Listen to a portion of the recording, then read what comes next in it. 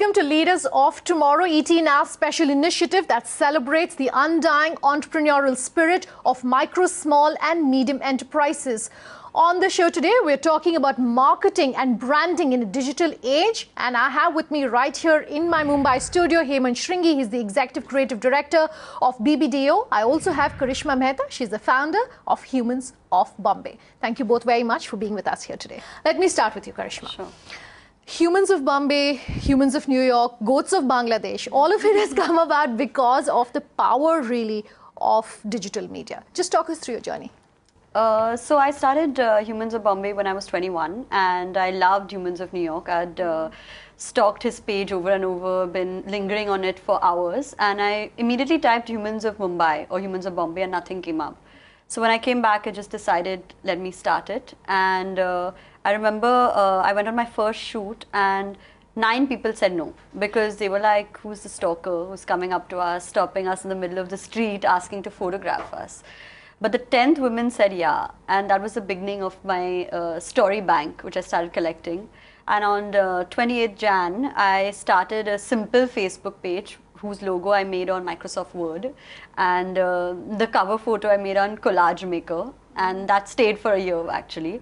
And I started it I put my first story at 7, and by 12 p.m. I already had 1,000 likes, and within that week I had 10,000. And that's when I realized that telling somebody's story actually has a way larger impact than one would assume. Okay, so when you're talking about the way larger impact than you'd assume, your recent campaign in terms of Share the Load, that was entirely a digital campaign, and that has really taken off. Did you expect that kind of response? Well, Share the Load is actually a sequel in a way. So we had Share the Load last year, and we're doing Share the Load this year. And right from the scripting stage, when you were writing this particular piece, we had a sense, because we were, kind of speaking to women about what we had written, and we kind of got a sense that it'll get big, but not this big. We had no idea it would get as global as it did, and within just 50 days, we had 50 million views. So we had no clue that it's going to be that big, but we had a feeling. So, do you think it was would have been as effective if it wasn't just a digital campaign? Do you think traditional, media outlets would have helped it gain the kind of viewership it has? Maybe not, and mainly because I think the way people are consuming advertising or any communication, so to speak, has changed. So I think what you're looking for now is not views but shares. So I think that in itself, the language has changed. She spoke about the fact that, it's about the number of likes, so the whole language has changed. So it's not about reaching out to people. It's about people reaching out to you and people reaching out to other people, so to speak. And I think that's what digital does. So if I can summarize what you're saying, it's also bringing people in. It's not just talking to people. Absolutely. And that's something you're doing. Yes. How would you suggest entrepreneurs use the digital forum, the digital media, better to be able to talk to people and engage them in the kind of brand that they're selling? I think there's been a shift from promoting to, I think, concentrating on the EQ of a brand more. So kind of making the emotional connection which was otherwise lacking, which is something that I've also personally done in the form of freelance projects, where I've given people, given companies stories that touch a chord with the audience, not just sell a product. So there's a difference between saying, buy this fridge, as opposed to another woman saying, I saved up all this money and bought this fridge. That's the difference with which I think entrepreneurs will take in the digital route. How would you kind of broad base what she's saying to tell the viewers of our show and entrepreneurs and MSMEs about how to really leverage what is happening in the digital world? I would say that, that it's about getting the viewer to participate with what you're trying to say versus just trying to push something down their throat. Because there's so much clutter, I think, we've actually seen stages of communication, so to speak, from talking down to the consumer, to talking, to telling them, to talking with them. Now you're going to have to get them to participate. Now you're going to have a conversation. In fact, try and be a part of the conversation that they are having, not what you want to have. I want to talk about, hygiene or do's and don'ts as far as the digital world is concerned. And the anonymity really that the digital world provides you can be both a boon as well as can backfire. And I want to talk strictly about what's happening in the business world. Maybe I'd like to start with you, Hemant, and ask you to run our viewers through just what they should keep in mind when it comes to using social media. What are some of the do's and what are some of the don'ts? And if you can list, say, 5 on either side. So I'll give you another example of the work that we've done. This was for Whisper. This was last year, and the campaign was Whisper Touch the Pickle. I remember that one. Yeah. So the do's that we wanted to do for that we wanted it to strike a chord with the consumer. We wanted it to provoke someone to have a conversation. We wanted someone to act on it because, if it's just conversation, then it's a little pointless. It's got to be an act, which is a social act. And you want someone to like the brand. And the fifth do would be to create a change for both brand and the society. So those are the 5 do's. I think one of the biggest don'ts, and it's while doing the campaign and analyzing it later, we realized that you want to make it easier. So the don't is don't make it difficult for anyone to participate. And when you're trying to provoke, you want to provoke them to participate and not scare them off. Because we were speaking about period taboos. And there are many period taboos that exist. But we tried to go easy and fun with that. Even though it's a very strong, sensitive subject, we went with something almost as ridiculous as touch the pickle. Because it becomes easier to become a part of that conversation. Another taboo is don't go to the temples. But we couldn't have ventured in that territory. Also, not because of any other religious or political reasons, but because you want to make it easier for someone to participate in the conversation. So I would say that's a don't. Don't try to scare them off. Don't try to give them anything difficult. And also the act that I'm speaking about. We tend to think that, it should be a larger than life sort of an act or something very creative, but it has to be very simple. Touch the pickle is just touching a pickle jar. ALS, Ice Bucket Challenge, is just pouring an ice bucket on top of your head. So it's things like these. You've got to make it easier for them. Another thing is make them feel a part of a big group. Which, of course, just like Humans of Bombay, Humans of New York, because the people right now are waiting to belong. They want to be a part of something bigger. And make sure that you involve as many people as possible in that. So yeah, don't isolate anyone. Don't try to make it exclusive and, close boxed for people. Try and keep it as open as possible. So yeah. But controversial seems to really be the way to go now in terms of grabbing eyeballs, and I'm not just talking about traditional ads. I'm talking about anyone nowadays who's trying to market himself or herself online, wants to have a controversial opinion, get out there and be in your face. Does that backfire? I think it depends on your intent. Okay. I think people are so aware right now, they can see through your intent. If you're trying to do this to create controversy and to get eyeballs, it will backfire. If your intent is that you're trying to do something in the right direction, people will support you. So even if you say a very controversial thing, because technically Touch the Pickle for our audiences is controversial in a way, but they knew that it was not done to create controversy. Okay. Or even when we do Share the Load, we're not trying to barge into the whole fight against men and women. We're just stating something which has the right intent. So I think if there are people holding on to a fan and saying ban this fan, for example, they will be trolled. So of course, it's the intent that matters. I want to just sort of flip this around and talk about also target audiences. One, how crucial for our viewers would you advise it is to recognize your target audience, particularly if this is the first time that you're using social media to really market yourself and brand yourself? One. And two, how do you go about finding that target audience? So yeah, so of course, it's extremely important to find your target audience because the more specific you get to the people you're talking to, the stronger your message will be delivered. And this is something that even I'm learning in the few days that we're in the time of data, right? we're in the time where we know everything. We know who's using what, who's watching what, at what time, how are they surfing, right from search engines to social network. They have very specific, detailed out target audiences for us. And there is this whole process of reaching out to specifically targeted people even on social media. So apparently you can speak to single people from the age of 24 to 36 living in this place and make sure that your ad appears there. Okay. So that's the process that is happening, and I think it's brilliant that we're in an age where we can be that specific when it comes to our target audience. Okay, let's take a very quick break. When we come back, I want to talk about one, is it possible to make money off social media? And two, what do our entrepreneurs and our viewers do if they can't hire an ad agency as big as yours? Let's take a quick break. Don't go anywhere. We'll come back with more.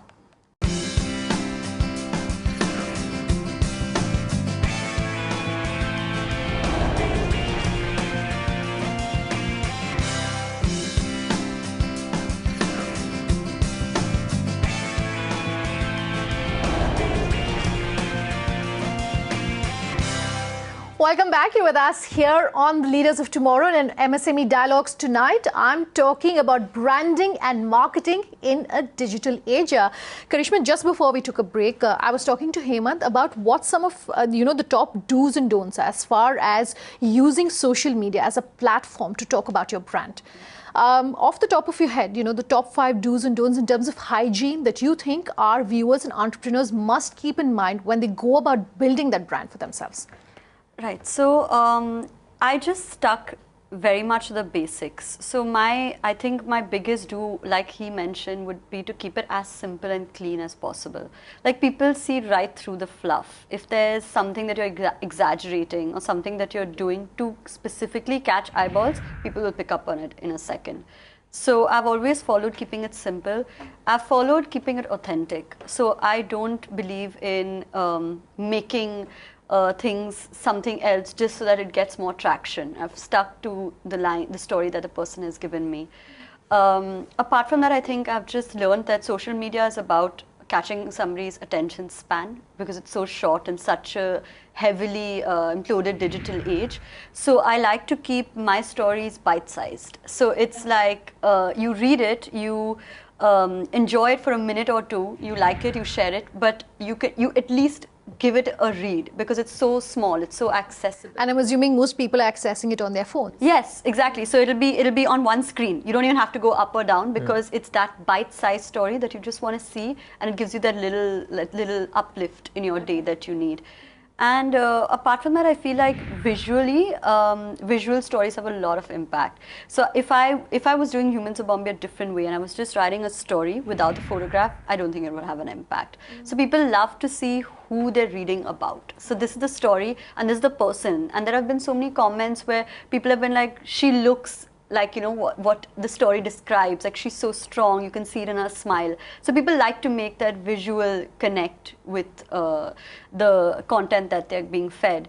And the last thing I think which is the most important is don't spam. Like, I stick to one story a day and my audience looks forward to it every single day. And according to me, the only don't that I would say is don't oversell. If you oversell anything, they're not going to want it. They're not going to touch it. So yeah, that's about it. Okay. I know this is, a conversation around branding and marketing in a digital age, but I want to talk about where that's possible for entrepreneurs and MSMEs who are in the digital space to make money. I think it's very, very possible, but mine is a one-off case where I don't do it. So even though I have a following of over 700,000 and I reach over 5 million people a week, I can't monetize it because then my authenticity goes down. I don't want to brand, I don't want to promote. I want to stick to the person's story. This is what he stands for, this is what he's about. But of course, with a reach like this, there are other ways to monetize it. So in the immediate run, I've come out with a book, which is the way to go forward, but that's offline. online I've not done it so far. But you were talking to me about crowdfunding, and crowdfunding, I think, as a source of investment for digital social companies has started picking up. I don't know if you've, in your line of work, seen any of your clients who are interested and have received crowdfunding, and whether that interest and awareness that it's an alternative source of funding has started picking up.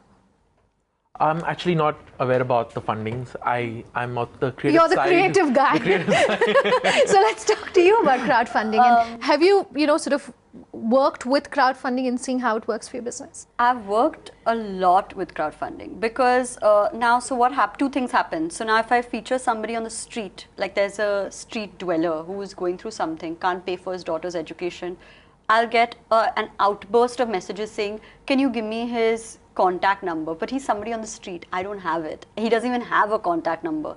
So there's a need to reach out, which is when I decided to go down the path of crowdfunding. That's amazing. So while, she's been talking about all the positive stories, what happens if one of your clients, for example, faces a social media disaster? And what advice do you give them on how to come back from that? So actually, with social media, we keep saying that advertising is not advertising anymore.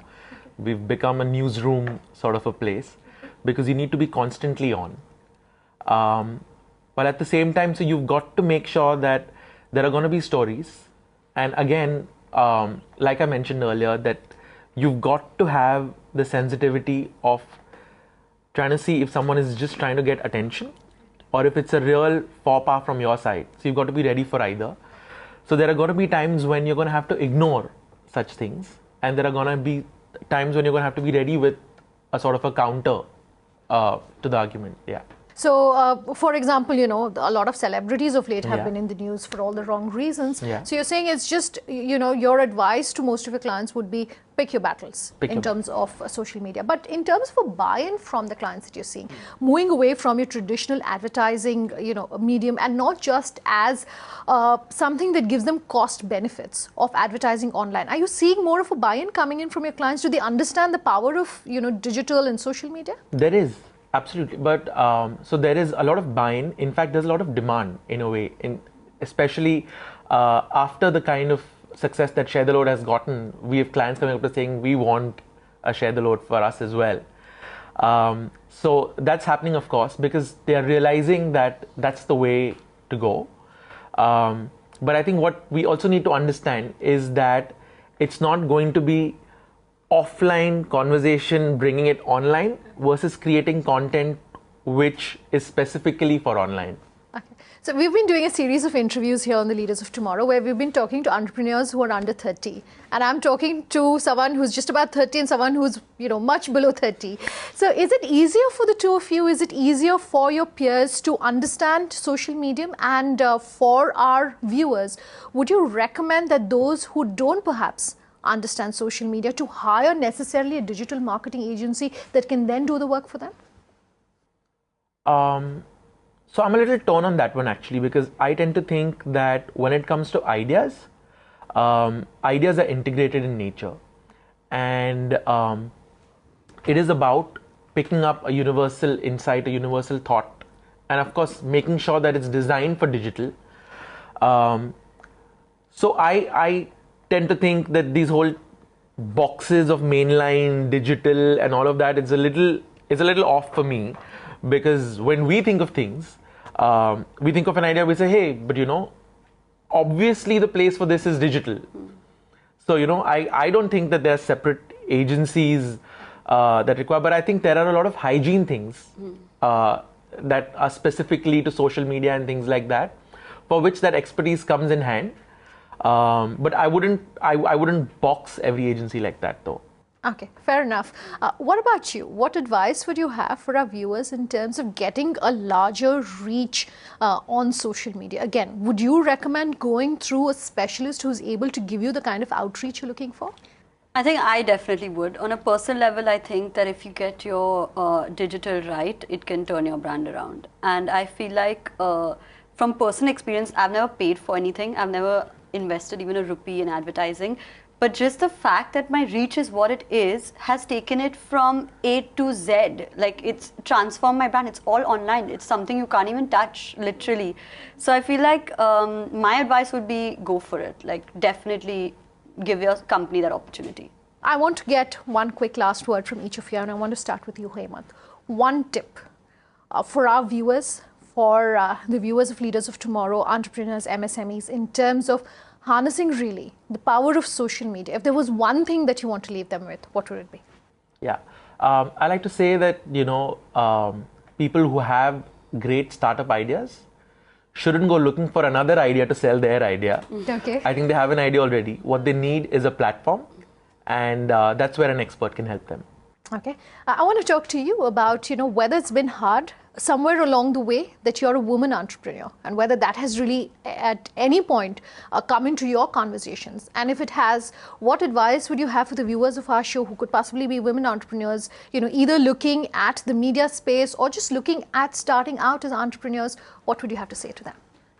I really, in fact, we were talking earlier, and I feel like it has worked on several occasions to my advantage that I'm a woman, because I don't think that people would be as reciprocative to a male person approaching them on the street and saying, can I take a photo, can I talk to you?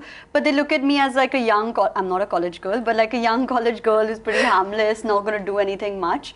But in terms of entrepreneurship, I feel like women have it all. Like, they have so much of, they have like a sensitivity, they have EQ, they have something that they can build and they can take forward. And the strength of a woman, you can't really match on a lot of levels. So I think that there's no hurdle in that space. Karishma Mehta, Hemant Shringi, thank you so much for coming and speaking to us. That's a wrap then on this episode of MSME Dialogues. Do remember, you can write to us at leadersoftomorrow@tanzgroup.com. You can reach us on social media using the hashtag LOT, or call us on that number which is on your screen. Thanks for watching. Have a good night.